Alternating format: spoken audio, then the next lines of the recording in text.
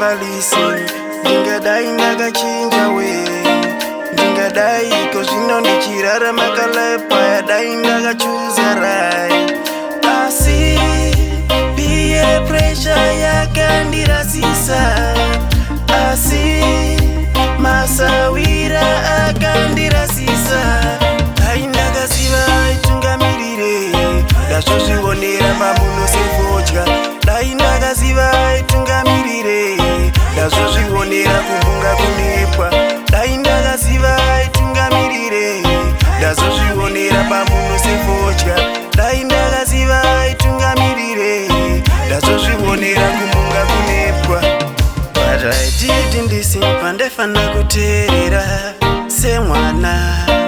but I didn't ndisimba waindiudza ndiite chikoro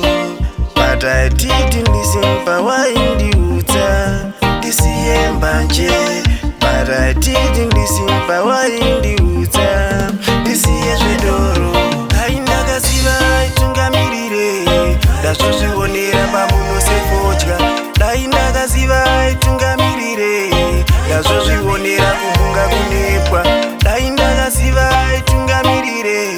ndazvozvionera pamunosefodya dai ndakaziva itungamirire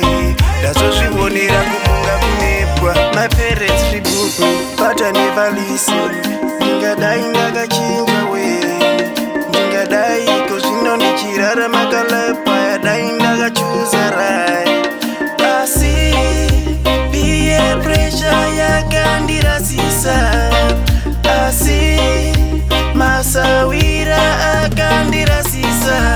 dai ndakaziva itungamirire ndazvozvionera pamunosefodya dai ndakaziva itungamirire ndazvozvionera kumunga kunepwa dai ndakaziva itungamirire ndazvozvionera